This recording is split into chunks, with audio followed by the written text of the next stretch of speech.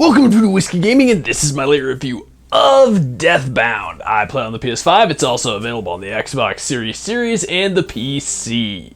So Deathbound takes place in a world that is kind of a mashup of science, religion, and it's definitely post-apocalyptic. But like post-apocalyptic, where societies have begun to rebuild, really? Sort of? Kind of. But you have the cult of death and you have the cult of life, and, you know, oddly enough, they're at war with each other. But even within these different cults, which are beyond just cults and they're practically governments as well, you have differing factions. And I'll say it's an interesting enough idea, but it's not exactly mind-blowing. As for the characters, I honestly forgot their names, but you play as multiple characters, which is one of the things that makes this game kind of unique, and we'll get into the gameplay elements of that. Now, this is a soulsbourne style game, but what Deathbound does that's kind of unique for that style of game is that it actually like feeds you the story rather than you having to go digging and piecing it together, which I gotta say I actually do appreciate. But let's move on to the audio and the music. I have already forgotten it. I know there was music. I couldn't tell you if it was good or bad, which probably means it's just there and works well enough. As for the sound effects, for the most part, they work well enough. This isn't a AAA game, so it doesn't quite have the breadth you would hope for. There are some issues with audio balancing, specifically like footstep sound effects I felt were way too muted, and I had to really listen for them. And sometimes they just straight up weren't there, which was weird because they would be there one time and then they wouldn't be there another time. I'd be running through water and hear no footstep sound effects or sloshing, but then other times I would hear it. I'd be walking on metal grates and not hear it sometimes, and then other times I would. As for the other sound effects, I didn't notice any of them going missing, so I'm not going to complain about that. One thing I am going to say though is the voiceover work, as well as the script in this game, which ties back into the storytelling. The script is so fucking generic, it hurts. You got a bunch of towns that sound really shittily made up. You've got a bunch of dialogue that really is kind of trash. Then you have the voiceover work, which, like at its best, it gets mediocre. There was one side character who I thought was actually well done. But again, that's a side character, whereas the main characters, they range from terrible, and I mean straight up terrible, to mediocre.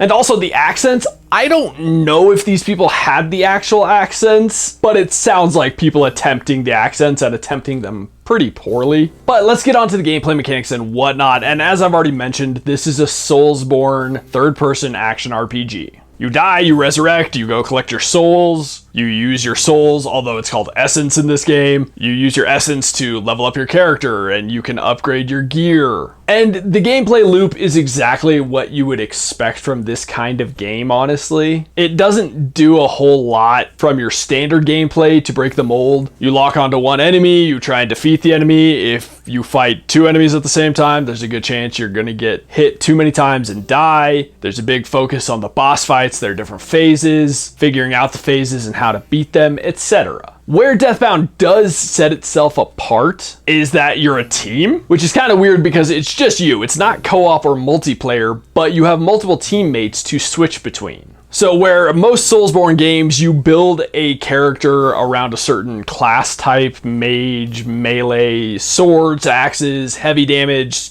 speed, all of that crap. But in Deathbound, you have those different characters that you can put on your team, so you can switch between the sneaky, backstabby, fast one, you know, your traditional knight, your spearman, your mage. So I will say that I found that to be a unique element to the game. That is something that they did to stand out, but in reality, if you've used any of these characters in any other game, they play exactly like you would expect them to. There's not a huge leap there, except for the fact that you have all of them at once. And how do they implement that? Well, you can switch between them during combat, outside of combat. You can switch between them mid-combo, which will lead to a more powerful attack, which I think all of that is cool, and I think that was a good idea. I will say the implementation of it doesn't fully succeed. There are some interesting elements attached to that, good and bad. If you use a healing item on one character, it drains health from the other three characters. That is bad. But whatever character you're using, when you deal damage to enemies, it heals the other characters a little bit. So that part is good. So it does behoove you to switch between the different characters so that you can keep your party healed. And admittedly, somebody far better than me would probably die far less than me using that mechanic, but I've never claimed to be great at these games. I just generally find them pretty fun. Now, like a lot of these games, you have a lock-on feature, and the lock-on feature in this game sucks. Like, once you're locked on, it's fine, but it's getting it to lock on that's a bitch and a half times 12. If you're aimed a little low and there's a railing between your vision and their full body, but you can still see them technically, it won't lock on. There are just times where it's not locking on, despite the fact it should be locking on, and it gets really frustrating because there's no reason for it. Which, when you're using a ranged character, matters so goddamn much. That part really frustrated me. But let's move on to the controls, and the controls are, for the most part, pretty good. There were times where I felt like I did get fucked over because the controls didn't respond the way I needed them to. There were times where I was trying to do the switch attack where I'm changing to a different character, and it was like, nah, you didn't press that button. I also felt like the parry ability for one of the characters really sucked just because the timing on it was atrocious. But that's a little bit of gameplay and control, but the controls didn't always work the way I needed them to. There were times where I was trying to throw an item and they wouldn't. There were certain things that functioned exactly like you wanted them to, and then there were certain things that didn't. Movement, attack, great. But sometimes I'd be pressing one of the face buttons and the game just wouldn't really respond to it, and that got frustrating for obvious reasons. Let's get on to the graphics and visuals, and there are elements that are not great. It's not trying to be hyper realistic, it's very much comic book inspired, and you can very much tell that in the visuals. It's not exactly cel shaded, but it's obviously not trying to be hyper realistic, so you get a cartoony element. It looks very comic book. And that's also one of the negatives, not about the gameplay graphics, but like the opening cutscene is a really, really shitty motion comic. That is what it is. The artwork is totally adequate in it, but it's not like, oh man, this artwork has got me locked. In the game, you absorb the essence of these other characters, and that's how they become part of your party, and you get to relive like a memory to kind of learn a bit about them, as well as some of their mechanics. And that looks like dog shit. The way they went about that is so crappy looking. I hated it. It's like these weird ghost things, kind of. I don't know how to describe it. You're these weird opaque, not outlines, but figures, and the animation is,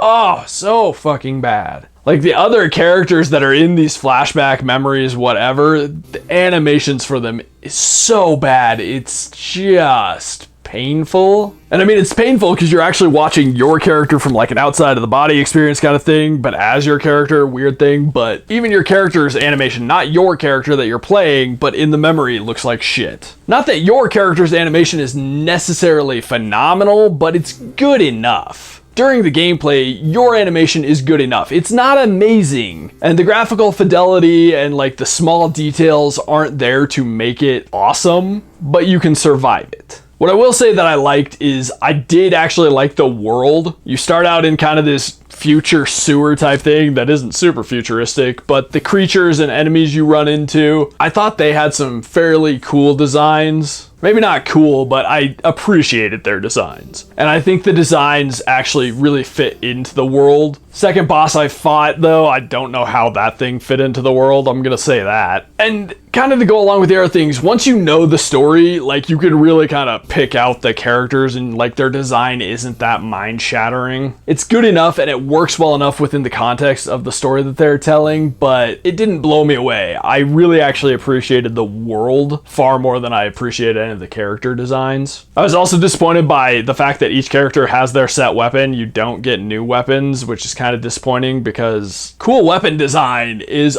always enjoyable. There's also some graphical glitches like items getting stuck in you, which looks cool when it's like the spear throwing enemies and your character has spears stuck in them. That's cool. When you defeat a shield enemy and their shield just kind of glitches and gets stuck inside of you, not so cool, and you realize the spear's being stuck in you is probably more of a glitch than how the game's supposed to function. But then also once the shield was dislodged from me, it just kind of hovered in the air next to me, which that looks like trash. So it's time to get into the wrap up. It is a pretty functional Soulsbourne game. Like, it's not the worst I have played, but it's also not the best. And with Elden Ring's DLC having just come out, if you're a hardcore Soulsbourne player, I don't think this game does enough to warrant picking it up. And honestly, maybe it's a little Stockholm syndrome, because the first couple of days that I was playing this game, I was like, I hate this. I'm not enjoying this. But as time went on, it grew on me, so I'm gonna go a little bit of Stockholm syndrome, but not enough so that I would recommend this game.